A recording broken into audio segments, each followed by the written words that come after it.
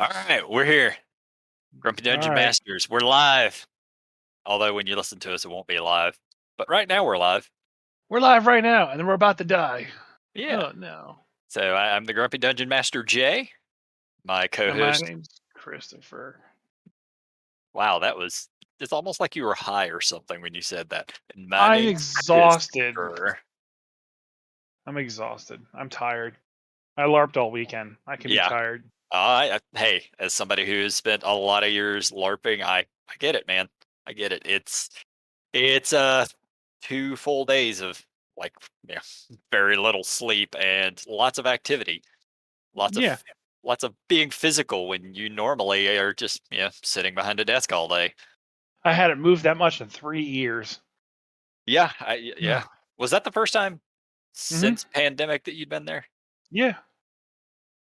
So, Damn. yeah, the first night was horrible. The second night was okay. And now I'm like, as soon as Cr'aig leaves this room, Yeah, I'm just passing out. out. Just out. Um, but it was a lot of fun. One of the big field battles, we had to fight a bunch of sea creatures, and that was it was interesting. We killed like 16 water drakes by ourselves, our little group, Nerd. and I spent like 30 minutes stuffing sea animals back into the holes they were trying to crawl out of. Like they're Back coming into out of your the hole. ceiling. They were coming out of the ceiling, and like the starfish was like rotating and like uncovering new holes, and like different animals would come out. So being the giant that I was like, all right, I'm just gonna go up there and just start pushing them back in. Like, no, you stay in the hole. Stay up I there. For anybody who doesn't have a fucking clue what we're actually discussing, it would what you just said sounds like a person on a DMT trip. Yes, Like everything that just came out of your mouth made no sense to anybody who hasn't LARPed before. that's okay. I mean, we cater all kinds. So I Yeah. want to talk about NASCAR next. Oh, is there a NASCAR role playing game? Can you play No, Jeff Gordon? I think you could. I think you could make that possible. Probably. There's pro wrestling games that are role playing. I don't think there's any real sports ones, none that I'm familiar with, but there are lots of sports board games, including NASCAR. Let's see, Actually, tabletop RPG. Yes, there is a NASCAR RPG game.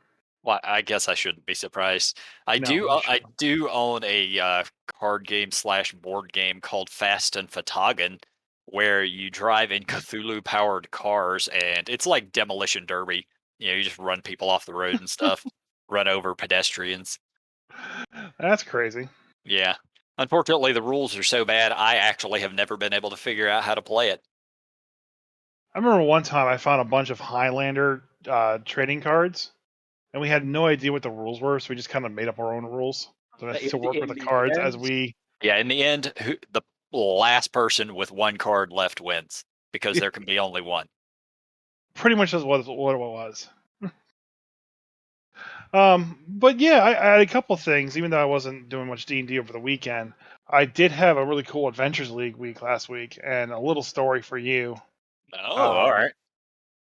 so remember how you hate falling damage? I hate the way it's done, yes. I don't hate Yeah. falling damage, I just hate the method of getting there. So I almost TPK'd a party with falling damage, All right. and the best part is like I wasn't the one making them fall. So the group is in Avernus, and they had to go raid this. They call it the dump. It's like this weird castle fort thing that was basically pulled into Avernus, and it got stuck in a wall. And they have to descend 100 feet to where this like little fort is, and then they can kind of like work their way inside, or they can go down 150 feet to the very bottom where the river Styx is, and like sneak their way in up that way. So they talk about what their game plan is going to be. Um, the best idea they could come up with was fireball all the goblins slash demons that are on top of the fort, and then work our way down via rope. All right. That sounds reasonable. So then they fireball the demons in hell, or the devils in hell. Yeah, which are going to And be. none of them take any damage because it's fire Well, they should take and they're in half. hell.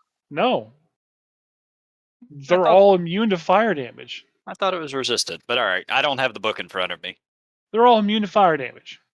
So that happens, and they start crawling down the rope. Okay, so the barb devil that I have throws this little fireball that it has, and burns the rope halfway down. So they're scaling down 100 feet, and Okay, hold on, uh, hold on. Uh, since we're talking rules as written, yeah. Fireball. I don't. Well, I should. I'm gonna say some shit that I don't know because I don't have the fucking book in front of me. I does it catch mundane items like a rope on fire? So fireball does catch because anything that is flammable burns. Okay. So the round starts. There's a monk. He ties one guy ties off the rope. A monk crawls down the rope and then drops, and then he lands. What doesn't take any falling damage Yeah, he's a monk. because monks. Then a dwarf comes halfway down. That's when the barb devil throws its firebolt hurl flame ability that it has. And I had it target the rope. Okay. So rope is an object that can be attacked. Okay. Yeah, yeah. It's tiny, in my opinion, being that it's 60 feet away. Okay.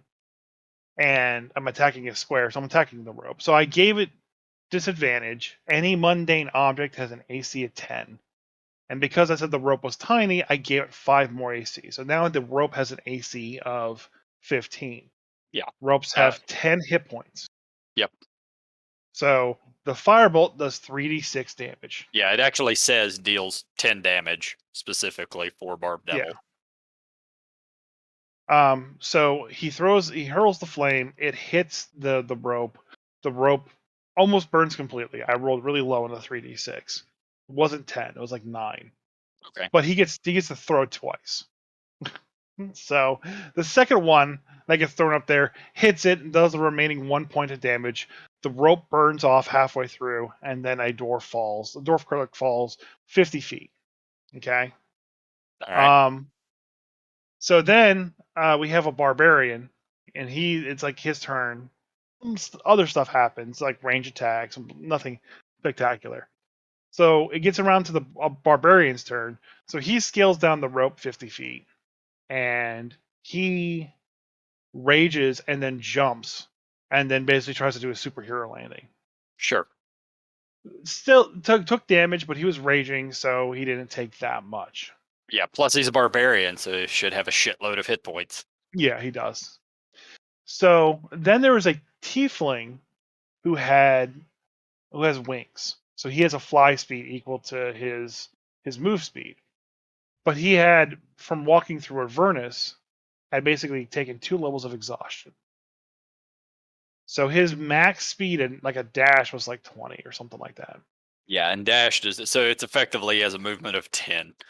Yeah. So he was like, okay, this is what I want to do. I want to jump off the cliff, and then right before I get to the ground, I want to basically flare out my wings and move, aka fly, the remaining spaces down. And I sat there and I thought about it. Because there's nothing in the rules about if you're falling and you can fly, if you can basically fall a certain distance and then begin to fly Yeah, whenever you want. it's not covered at all. Right. There's nothing like that. So what I told him he could do is because he's falling outside of his movement range, he can't fly. Yeah. All right. So you're still falling 100 feet. It's like, but because you have wings, I will give you the opportunity to basically like flurl them out and basically land safely on the ground because that makes sense to me as well. Yeah. So he's like, all right, I got this. It's like, so he goes ahead and does it, and he flurls out his wings to try to stop 10 feet and basically land safely. And it's like, I said, go ahead and give me a strength saving throw for that. Then he remembered that he was exhausted. So yeah, everything's a disadvantage. And I set the DC at 15. So he pancaked into the fortress, fell 100 feet. Oh, So so he that's didn't even go 50 feet down the rope. He just no, just oh, jumped right off the top. I mean, even climbing down the rope, he's at disadvantage and probably would have pancaked anyway. Yeah, maybe. So I now have to roll 10d6 Yeah. for his damage. When all was said and done, I rolled this out in the open for everybody. He took 45 damage, How many hit points? not 45. Less than that. Okay. So he pancaked into the ground, just splat, tiefling everywhere. Uh, they almost TPK'd right then. There was one other person that was up on the ridge, and she was just like, I'm not going down. I'm gonna stay up here." And everyone else was just like trying to fight through these barbed devils and goblins that I had, and they took so much falling damage they just couldn't like keep moving. Yeah. Of course, the barbarian has the 20 AC and the +8 whatever he wants. So that's Yeah, hard to but kill him. yeah, But yeah. um, Yeah, everybody else going to be struggling though. yeah, everybody else was struggling. But luckily, there are new rules now for Adventure League. I don't know if I mentioned this in the last podcast, but they I don't basically think so, no. they have restructured Adventure League. They got rid of all their content creators. So now they're no longer making content for each season like they have been. Yeah, I think you had mentioned this a little while back. It might have Yeah. been off the pod though. So now what they're going to do is they're going to release basically a pamphlet, basically how to run the book, the recent book that comes out as Adventure League. And then basically they want the community to make the adventures for them. And there's a certain like code you can put in to basically make if you search for it on DM's Guild, you can find Adventure League modules and stuff like that. I Okay. don't really know how I feel about that. Like, there are a lot of really talented DMs out there who make a lot of really talented content. I feel like my content's good that I have on DM's Guild. But I really kind of feel like Adventure League should have its own content that they're putting out that works in conjunction with the books.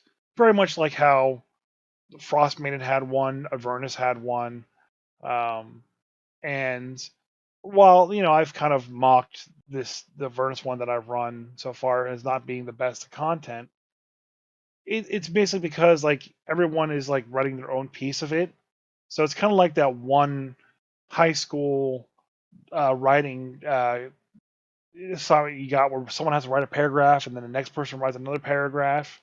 They Yeah. keep trading back and forth until they're done. If they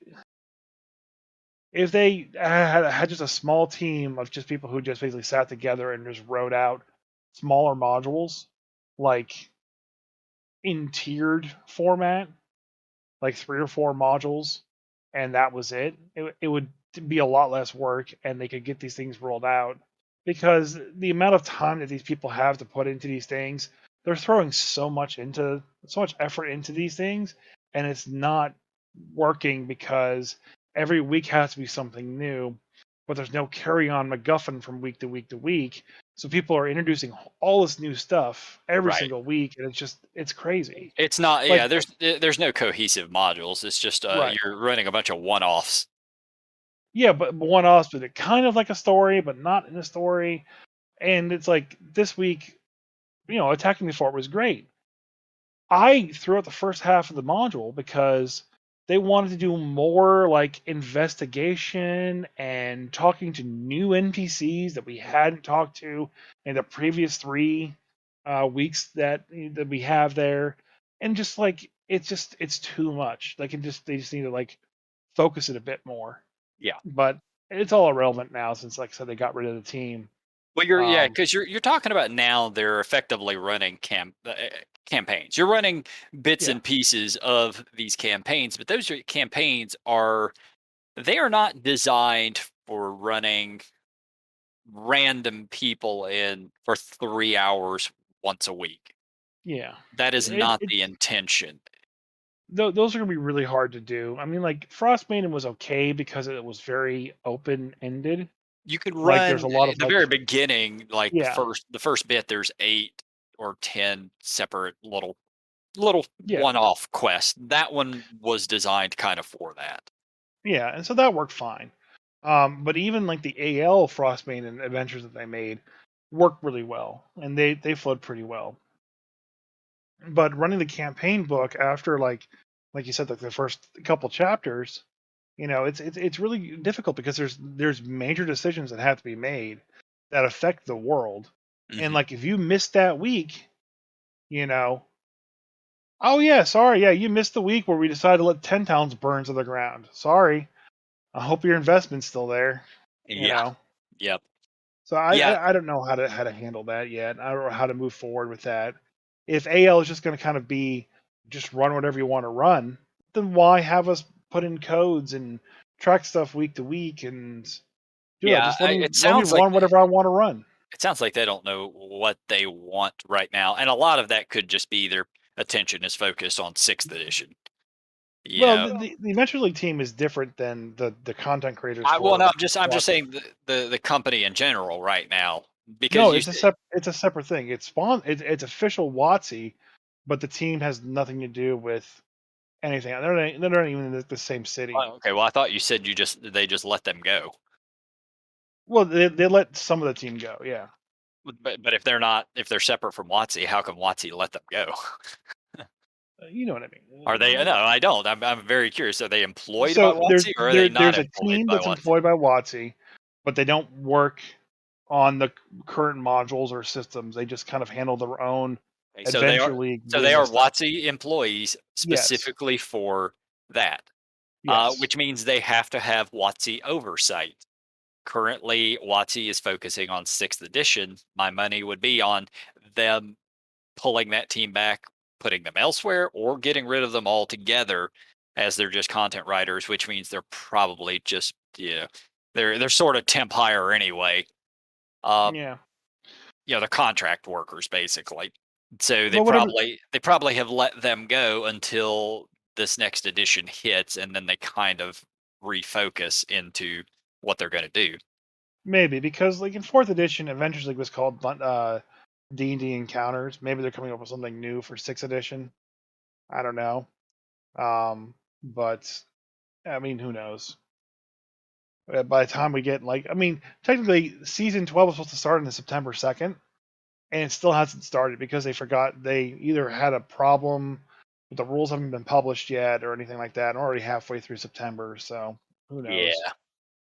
Um, but like I said, if so, I'm kind of just taking AL and just like, okay, DMs can run whatever they want to run. When we're done with running the stuff we're running now, I'm just going to basically enforce pay people to a table of 5 people, one DM and 4 players, and force people who are coming out just to play but don't want to DM. Like we're tired of having 2 tables of 8 players, so Yeah.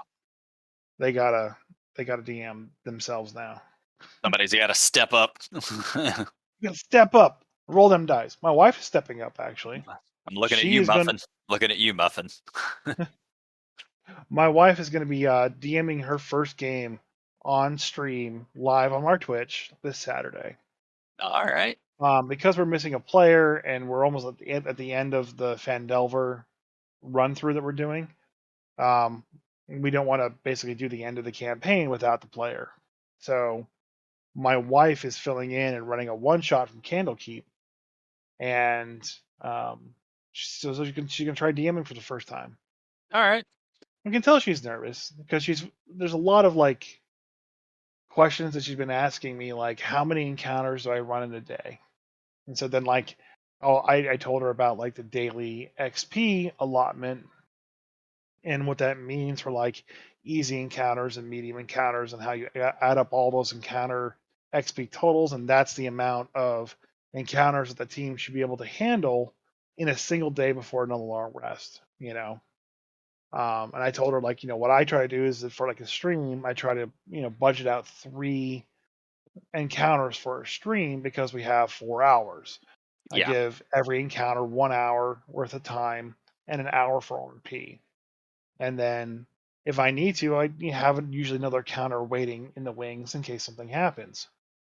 Um, I guess the module she's running has a lot of like, if you're stupid, an encounter happens, and there's like 9 different encounters that she needs to set up in case we do something stupid.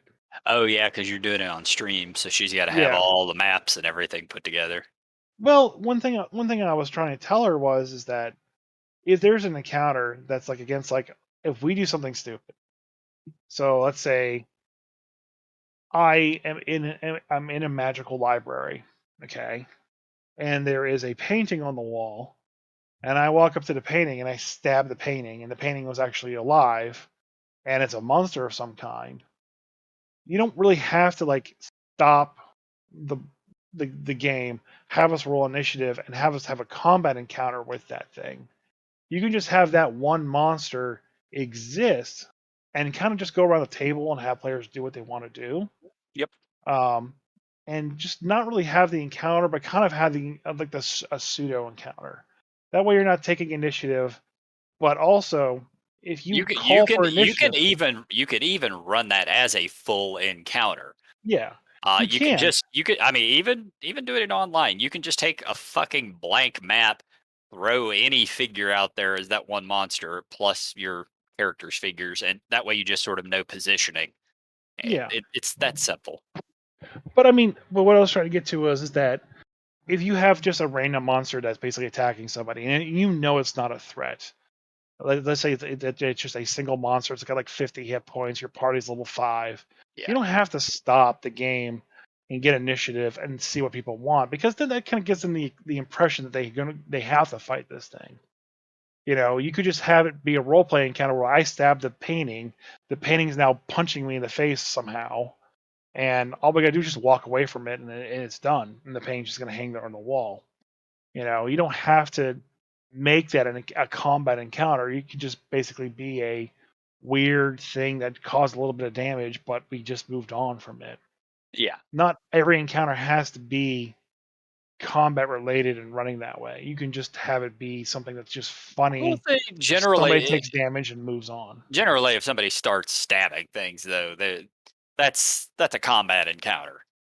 Yeah, but if the encounter is going to be super easy, you don't need to make it a combat encounter. Yeah. If it's not up to the challenge level, don't bother. It's just If the monster's CR 1/4 yep. and the party's like level 4, don't make it a combat encounter. Yeah, yeah. Don't waste your time or your player's time with stuff like that. That really is it's a waste of time. There's not a challenge there. So don't do it. I wanted to backtrack a little ways from what we were talking about earlier with the falling thing. Yeah. All right. So because there are no rules for the exact example you gave. So, Hmm. all right. So let's just make a scenario: 100-foot fall, and you're say the guy's in perfect condition. He has the ability to fly up to his movement. All right. Now, if you dash, that's up to 60. You know, standard person, that's going to be 60 feet of movement that you can pull off in a round. Hmm. 100-foot fall. Uh, there's a there's a number of different ways that can be handled because there are no rules as written. So I think rules as written, if you could effectively allow 60 feet of flight. Hmm. So if they decided to fall the 40 feet and then decided to fly the other 60, you could allow that as a DM. Yeah. You could also say that 40 feet is 40 feet of your movement, which Yeah. means that they could then just fly 20 more feet and then they are going to have a 40-foot fall. That is Yeah. another way of handling it. Then there's the idea of what your player tried to do of falling the 90 feet, fly the last 10. The way you handle it, there's a number of ways you could handle it. Allow them an athletics check, allow them an acrobatics check, allow them a strength check, or even not allow it. Yeah, Yeah. as a DM, scenarios like that, you will have to you have to come up with an answer for it. You could just say you can't even try. If you fall off that cliff and you've got 10 feet of flight, that's all you have. You can't even attempt it. Right. Yeah, you could just say you're going to fall the 100 feet. If they have 60 feet of flight, that's a little different. But if they only had the 10 feet, like in the scenario you suggested earlier, There's a lot of times too where like DMs are given like weird physics questions, and you're not a physics expert. You're not a rocket scientist. You don't yeah, know how things are going to work. yeah, that You we know. discussed this last week with the reverse gravity on a Yeah. ship. I don't really fucking know what's gonna happen. We have to make this shit up as we go. I saw some random TikTok where like the player did something and the DM's like, no, I don't think that would happen that way. I think it's going to this way. So that's the way he ruled it, and the player accepted it. But they have like some like weird science lab that they went to, and they recreated the experiment. And ultimately, the DM was wrong. But still, it's like that's going a far way to kind of prove your point to the DM that you were right and they were wrong. But just as long as the player like understands that we're not going to know. There's not going to be a rule for everything. Yeah, And as long as it. you have fun with it, and then you max out the falling damage die, and they die immediately, everybody has fun. I mean, really, them falling to their death is that's what you're doing it for in the first place, right? Yeah, they deserve. Yeah, that scenario is not actually in Avernus. Chris just made that up just so he could see his players fall to their deaths. So now you're in like a 700-foot drop.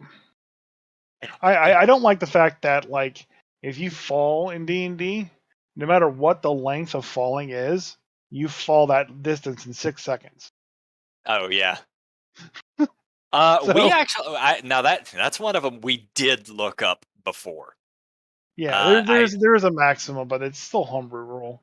Yeah, but there actually is a mathematical equation that will determine exactly how far you fall within 6 seconds. I can't even tell you what the distance is at this point. Um, I will say if you're falling for 6 seconds, you've pretty much hit terminal velocity. And you will pancake exactly like the tiefling did. Yeah. I'm surprised there aren't more rules for like things falling on your head. I know there's the variant rule with or I think it's massive damage of something that falls on top of you, but I I really think that the DM's Guild or the DM's Guild, the Dungeon Master's Guide really has a lot of great stuff in it, but like it's kind of like just weirdly buried away. And Chris Perkins did mention that he's planning on addressing the Dungeon Master's Guide for one D&D and kind of make it so that more of the rules, the more of the variant rules are addressed and added to an easily look upable index so people Yeah. can figure out these things and these weird complex science experiments. Like for example, like when you launch something at somebody, do you like ever like say it's at an angle? So like we had a person shooting down on the bad guys from Yep. top of the 100-foot cliff. But if they're down 100 feet and then over 50 feet from the Right. player, How far are and they you have the actually shooting? yeah, Yeah. how far are you actually shooting? I honestly don't care. I know the distance is longer. I know a squared plus b squared equals c squared, but I'm not going to do the math. I If it will if it feels too far, it's too far. If it doesn't feel too far, it's fine. And I will do that. I will actually do the math, but I don't super complicate it. Okay, so yeah, if you're shooting down 100 feet and they're out 50 feet, I'm going to half that distance that they're out. So you're effectively shooting 125 feet. It's like if you're shooting at somebody, uh, you're 30 feet away, they're on top of a 10-foot building. I'm halving that 10 foot. So you're shooting 35 feet. right. I don't, Yeah, and but like, mathematically that may not be exact, but it's simple. yeah, if a player does the math for me, I'll accept it, but I'm not doing it. Yeah. No, I don't So blame you. Yeah. There's only so much time in the day, and everybody knows I suck at math in the first place. So if you expect me to overcomplicate stuff, you can just fuck right off. I love how you said like everyone knows that you're bad at math. Oh yeah, Like everyone, like some random old lady you meet in the street in the grocery store. oh You're Jay, right? You suck at math. yeah, no, Bye. yeah. They just see me from across the street. He's bad at math. Yeah, He can't even count his own teeth, his own yeah. tooth. Which is funny that I say that because I'm going to be running a Shadowrun game here soon. Um, Oh my god, don't do it. oh no, I am so fucking looking forward to it, man. You have to roll 750,000 d6 to do damage. Yeah, but well, that's actually really simple because you have a target number. So you roll like 20 d6s, and if that target number is 4, then you pull every one of them that's a 4, 5, or 6. There's your number. That's your successes. Pretty straightforward. For every 2 successes, the damage meter goes up by 1. I remember that I had a program to make a troll samurai that I had and played one time, and I just remember Why am I not surprised that you would play a troll street samurai? I don't even know how I got to be a troll samurai. And the best part is like I didn't have a reference to what the troll was, so to me it was a World of Warcraft troll. Well, you know it's big. Well, I guess actually in World of Warcraft they're kind of medium sized, aren't they?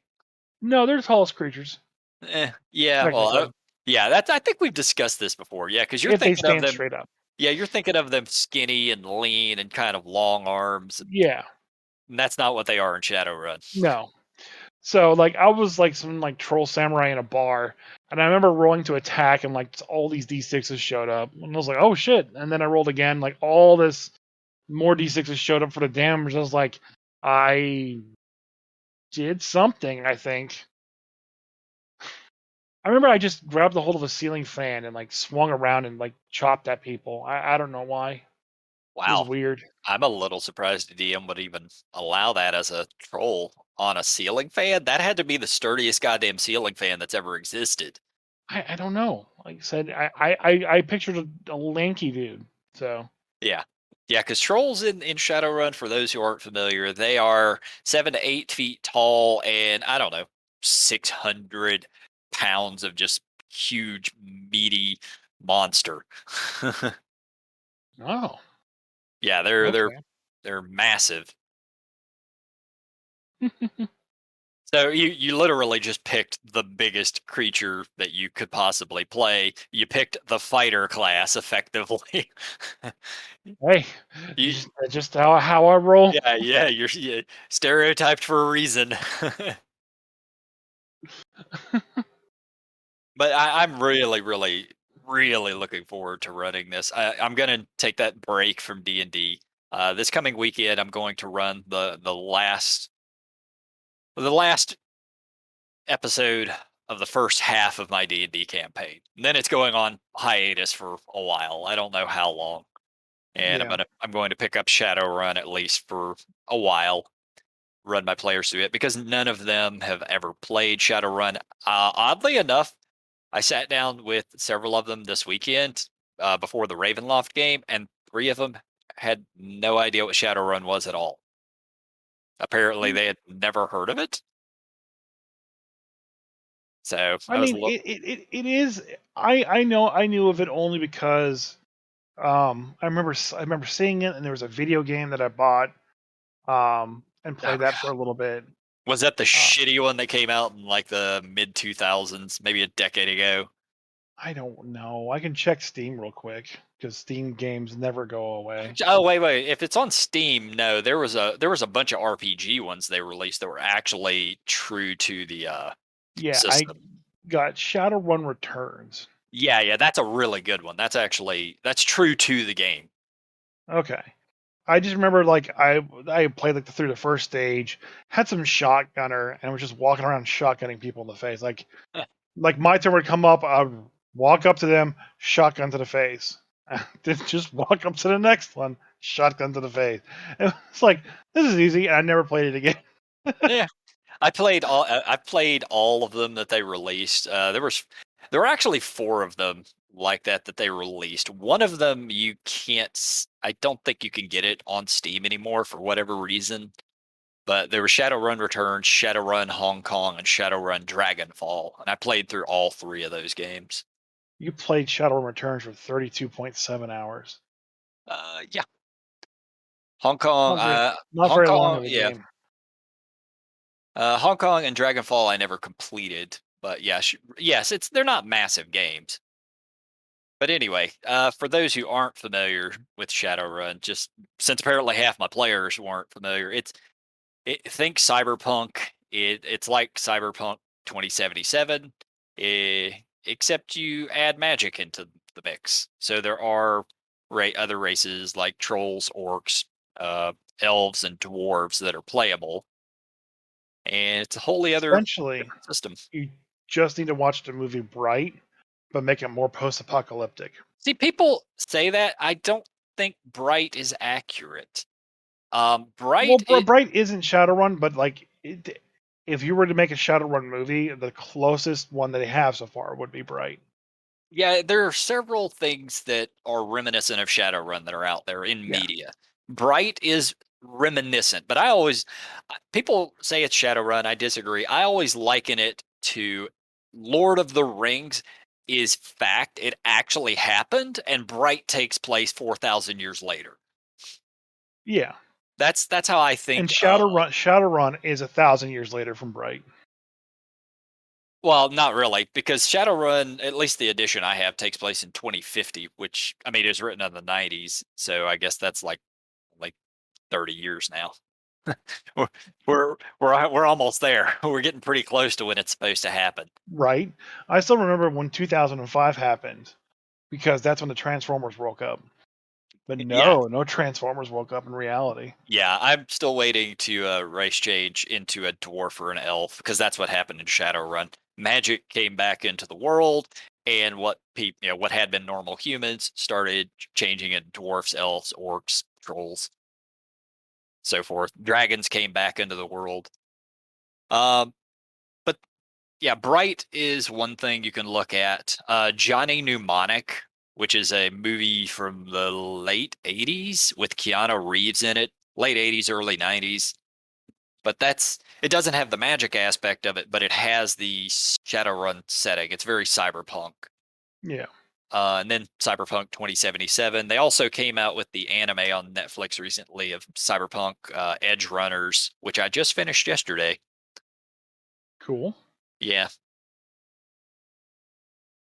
all this stuff is brought to you. Effectively, it was created by William Gibson, the whole cyberpunk genre back in the 80s. I guess it was 80s. He was on drugs all the time, hanging out up in Seattle and Vancouver. Started writing books about the future and There's technology. Speaking of like weird timelines, I remember there's a Christopher Lambert movie called Fortress. Oh yeah, I've seen it. And like it starts off like in the year 1999, the government's taken over. You can't have babies anymore. And then like I remember like the first time like it registered to me like that's coming up soon. Like that's almost here. Are we all gonna die? I don't know. I've always liked that. I always like to like when it's like 20XX, Oh yeah. 21XX. Yeah, Oh, I was thinking about it today, oddly enough. Is all of these things are science fiction, Shadowrun or Fortress, or hell, even Warhammer 40K. These are all fiction, science fiction. But at some point, they become sort of science past. yeah, Because in 2050, whatever, which is not real far away. If like I could potentially easily still be here. And at that point, it'll be weird running Shadowrun because at that it's definitely just some alternate universe. It's not yeah. our Earth. Yeah, and it is so weird, and like that's why sometimes like when I'm playing like D&D and with Faerun and stuff like that, like knowing what year it is in the game really does help me set the tone for like the game because I know certain events that could happen or don't happen. But when we play a game that's more closer to reality or watch a movie that's very closer to reality, like you got to be spot on with those numbers. Like Stranger Things, like, they're really good with the show with like saying this is 1986 and everything in there is 1986 based. Yeah. But all that stuff that we watched when we were kids, like Escape from New York, for example, 2003, New York City has gone bad, and now it's just a Yeah. prison island. Yeah. Well, Like, no, why did that happen for real? I think that was like that movie was supposed to take place in the 1990s. Yeah. Yeah. No, no, Definitely. no, no, no. No. It took place after 2001 because I remember because 9/11 happened. Okay, um, the world of Escape from New York is a timeline where 9/11 didn't happen because it happened after 9/11 happened in reality, and the Twin Towers are still in Escape from New York. I'm actually looking to see exactly. 2013 is when Escape from LA happened. Yeah, 1997. Yeah, I think 1997 is when Escape from New York was supposed to take place. Okay. Yeah, that's when it was. Which, yeah, 1997 is long since gone. The thing is, when the movie came out in the 1980s, New York was kind of a shithole. I mean, it was. Drugs were everywhere. It's nothing like um, Times Square was just a bunch of fucking strip clubs.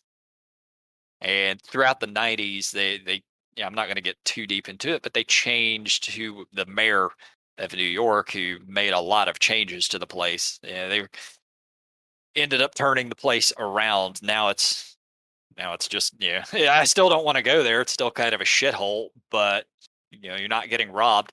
But sort of the idea was that all of New York falls apart within the next decade or so, and they just turn it into a penal colony. Yeah, the lore for Escape from New York and Escape from LA is actually really great because like even Chicago is its Mhm. own like prison thing too. Yeah. Um, I like Snake Plissken as a character. He's a very 80s action hero. Yep. I miss it.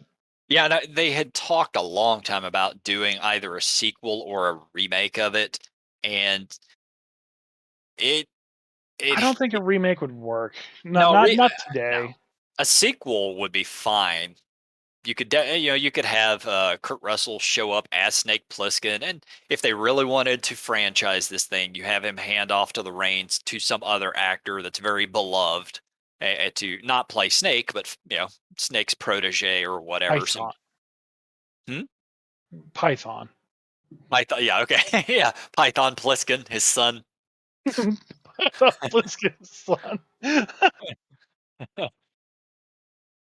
Hell, if Karate Kid could come back and be a TV series, why can't Escape from LA become or Escape from New York become its own TV series? Should. It absolutely should. They could Exactly. absolutely franchise it. They did 2 movies of it. They might not have made a shit ton of money, but they are absolutely cult classics. The entire Metal Gear saga was sort of based off of that. Yeah. Yeah. Well, I think I came up with a title for the episode. The Tales of Python Pliskin. No, like I'd like to run a nice game in that kind of genre too. I really want to kind of go back to the Fantasy Flight Star Wars system where you make like little dice pools and you roll for success and failures. Yeah. I really like that system. It's very story driven, so I think like that would work really well and like a cyberpunk type game or like an Escape from LA type game. Like you don't really need much of a system, just a thing to dictate whether or not a success or failure happens with some bonuses and let people kind of like just talk their way through. So something not as complicated as like even 5e was. And Yeah. just kind of sit around the table and just kind of roll dice and just I hope I got the sixes. And then he'd So, fail. so Escape from New York has a board game. Oh yeah, I know they have a board game. I've I never was seen it. they did a. Oh wait, no, they have a crowdfunding one coming up in the next few months. Ooh, crowdfunding. That takes all my money. I did buy the Dark Tower remake that they have coming out. Uh huh. Well, it's already been out for a while, but I got the second printing of it, so that's coming here soon. I'm looking forward to that. But that's Yeah. just more kind of like the tower just runs the game for you, and you just kind of move around the board. Still, I'm looking forward to it. Just that way, whenever I come back over, I can play. Yeah, you should come down to Charleston in October, or December.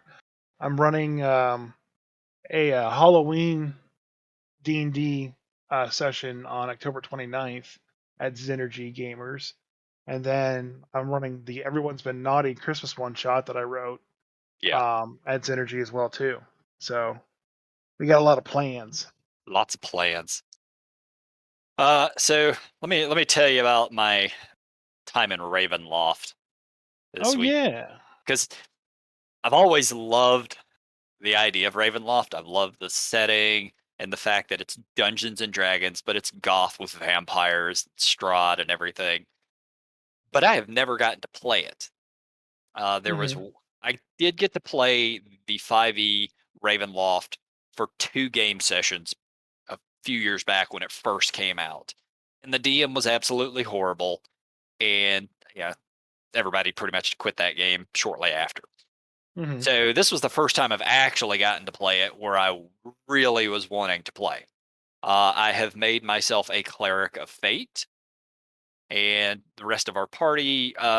I don't know if I would imagine the way it starts off was the same way that our DM was running it, where you're effectively working for a uh, duchess or a baroness or something like that, and then a bunch of travelers show up, and you try to get them to leave, but instead you end up going and helping them, which takes you into Barovia. Hmm. Have you run it or at least read it?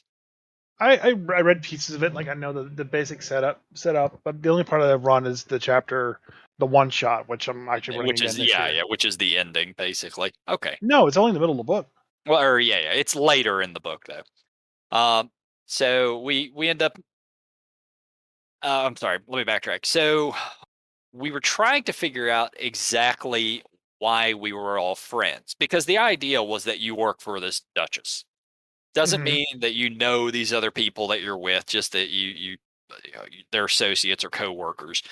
So in the process of all of this, we came to find out that 2 of the party members were bards, and I am proficient in the violin.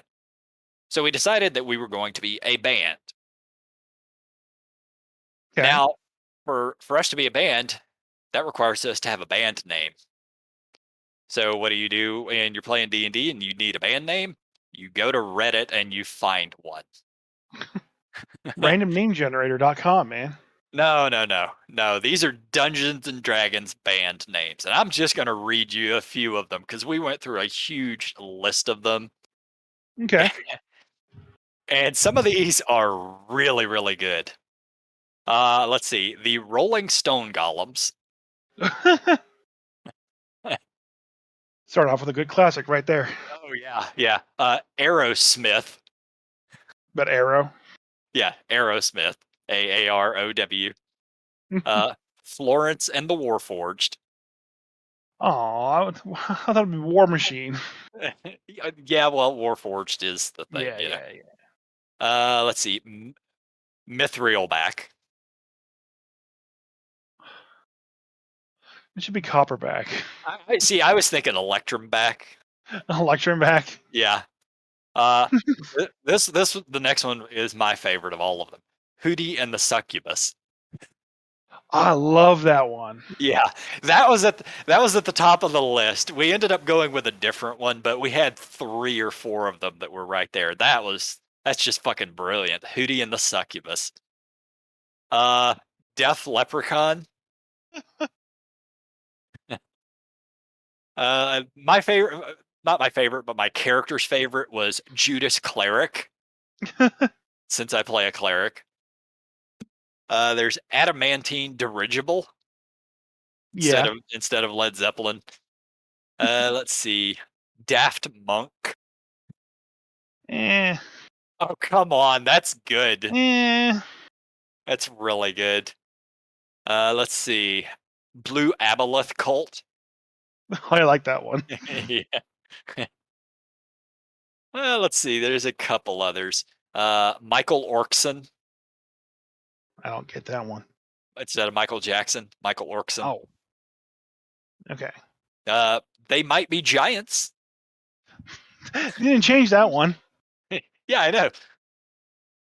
They Law- might be Goliaths. yeah, well, okay, it could have been, yeah, or they could have gone with they might be dwarves. Let's see. Lawful Good Charlotte.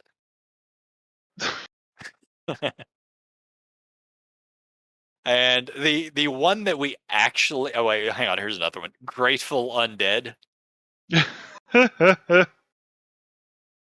Lich Astley instead of Rick Astley. But I like the that one. yeah, they're like those are some of the better ones. The one we actually ended up going with was Motley Crusade. I got one for you. All right. New kobolds on the block. Yeah, oh, jeez. Oh man, this one shot idea. Uh, Just a bunch of kobold bards. yeah.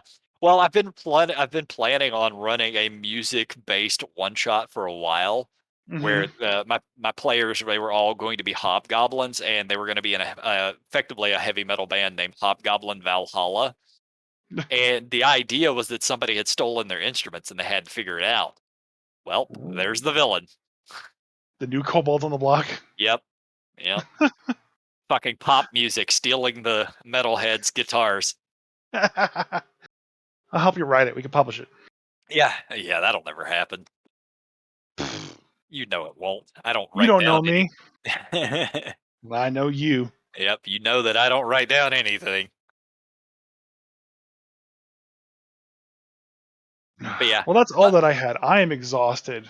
I well, need to sleep for like 14 hours, and I think that it starts right now. not yet. You got a couple more minutes. No, honestly, that's all I have. I mean, the only other topic that I have is I do want to talk to you about what happened with Spelljammer back in 2E. Oh But yeah, because you got the 2E book finally. yeah, I did get the 2E book, but um, I was talking to another player, and he was talking about how like it split the community, and I don't know anything about that at all. Are you talking about Spelljammer coming out, splitting Hmm. it? Oh, I'm not Yeah. even surprised. It didn't really affect my local gaming community, and you have to realize this is before the internet when that thing came out, so there wasn't it, the communication between play groups wasn't as much of a thing it is now. Spelljammer, where I lived, we didn't play it. Nobody owned it. It wasn't really a thing. Now, it coming out, I would imagine, did kind of piss off a lot of people, but I haven't looked But into this. why? This is just me sort of throwing out Yeah. thoughts from that time period. So I want to look into it a little bit more and try to figure it out. Like It for me, from my standpoint, it's just like it's just another setting. Use it or don't. You know. correct, but it did introduce in something that had always been it was always a thing, but it was always sort of frowned upon by a large portion of the community, and that was adding sci-fi into the Dungeons and Dragons. Because even in first edition, before Shadowrun was ever a thing, Gary Gygax and I'm pretty sure it came from Gygax, but laser weapons had been introduced into the setting, and Yeah. spaceships, the Spelljammer ships had been around since first edition, but there was never a core setting for it. And I know there were a lot of gamers who hated science fiction being mixed with their fantasy. Because like from that standpoint, and that's like why my wife doesn't want to play Spelljammer is because she doesn't want sci-fi in her fantasy. Yeah, see, it's still a thing. but it's there's a couple players in AL that feel the same way. But all the stuff that I've read with Spelljammer, I don't see any sci-fi. I understand that these ships are flying through space, But well, laser weapons are a thing. and they've always been a thing. Yes. But like a non-alloyed ship, there's no sci-fi to it. It's still just a Yeah, weird ship that flies around. no, it's more of you're flying through outer space. Yeah, but That's just being in space does not make it sci-fi. well, yeah, but that's how the view is. That's how the thoughts are on it. If it's in outer space, it's science fiction. Even if you're not using science to fly your ships, people are still viewing it as that. You're flying from one planet to another. The planets up until Spelljammer came out were always sort of separated. You couldn't go from Kryn to Toril. That wasn't a thing. Yeah. Now, man, nothing was ever set in stone. I know that at least in Dragon magazine, because there were a lot of writers and so forth. That there was times and meetings with characters from different worlds. Like Elminster would meet up with Mordenkainen, and they would have a beer and talk about stories and stuff. But yeah, people Yeah. get. We talk about it a lot on here. Don't fuck with people's canon. What they want to believe is canon. You start messing with that, and it will irritate portions of the community. Yeah. I don't know. I don't see Spelljammer as sci-fi in any capacity. I just I do. I think of just it. because they're in space, it's not sci-fi. Yeah, I truthfully, it's what I would refer to it as sci-fantasy. Like, But yeah, there's no and science. I It's know, just I know, but it's space fantasy. yeah, It Flash Gordon is more sci-fi than Spelljammer. yeah. Oh, absolutely. But Flash Gordon is also the lowest end of sci-fi.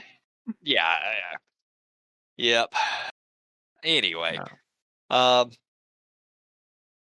yeah, I don't know what it is. Like, I'm weird when it comes to novels and stuff. I don't like reading sci-fi novels. I really, really enjoy reading fantasy novels. But when it comes to the other media that I partake in, I prefer sci-fi to fantasy.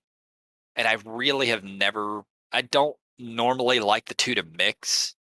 Uh, with although Shadowrun, kind of an exception there. Yeah. Doctor Who is a good example of like a lot of good fantasy and a lot of good sci-fi at the same time. Yeah. But like there's obvious tech there, machinery.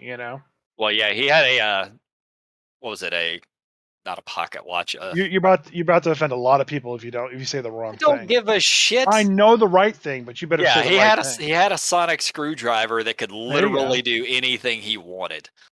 Yeah, that's more of a new Who thing, but yeah. No, no, like Tom Baker had it. He used it all the damn time. Yeah, he had to use it all the damn time, but it wasn't the MacGuffin that solved the problem. Okay, it wasn't MacGyver in his hand.